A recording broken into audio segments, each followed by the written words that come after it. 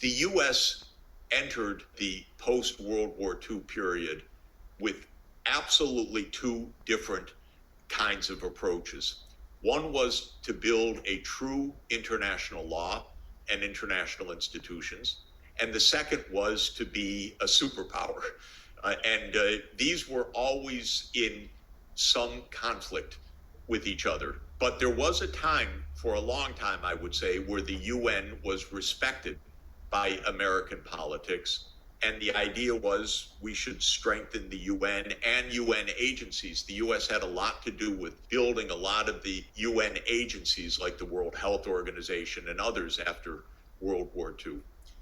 But over time, as US power increased, and especially at the end of the Soviet Union, when the US strategists said, we're the sole superpower, we have no challengers, we can do what we want.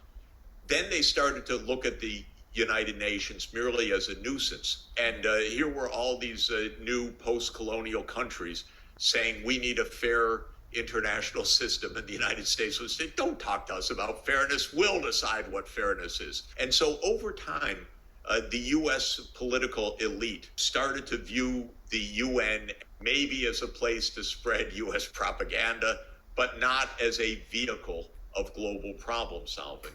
And if you look at objective data, the U.S. is the country in the world probably least aligned with the UN Charter right now. I've created, with my colleagues, a multilateralism index to see who actually sides with the global majority, who actually follows the UN institutions, who signs UN treaties, and so on.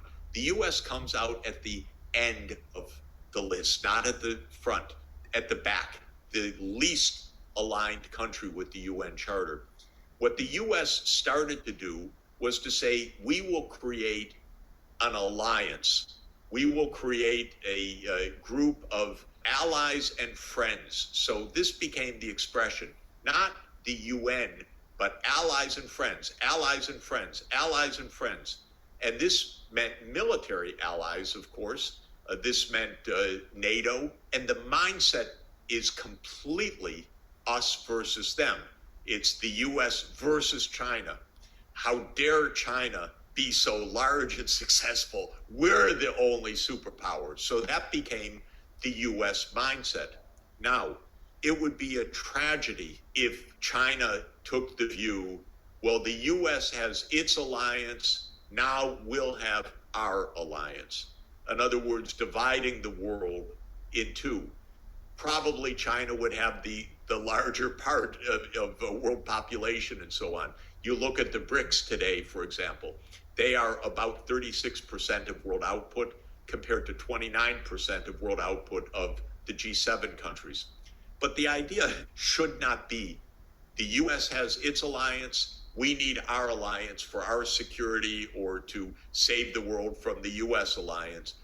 In my opinion, but a strongly held view, I'm hoping that China will continue to do what it's been doing, to say the US has its allies and friends.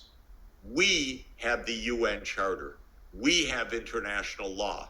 We want multilateralism of everyone, including the US. We don't want to have two blocks.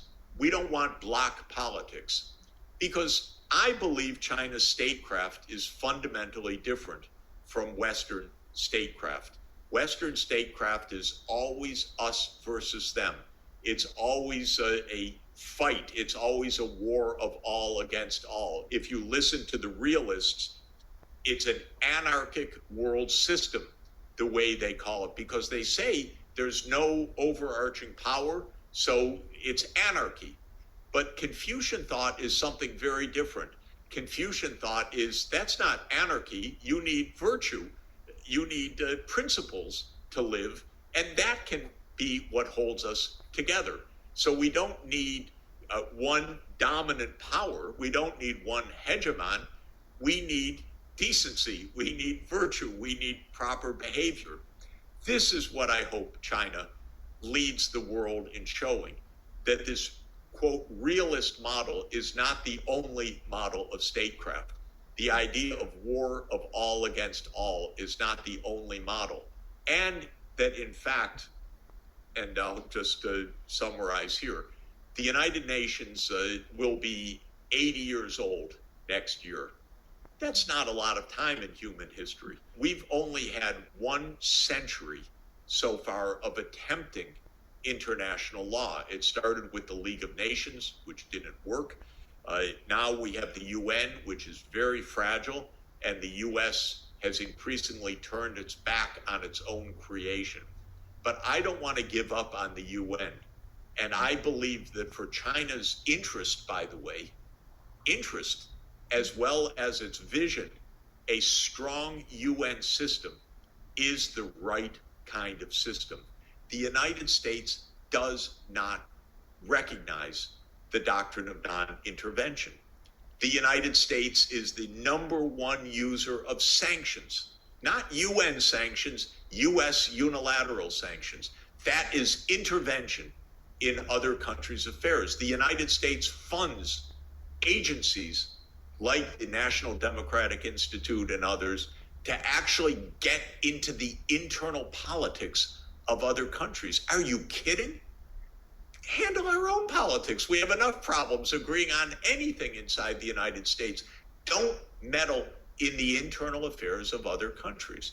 And the United States has 750 overseas military bases. What I propose is we end all overseas military bases, all of them.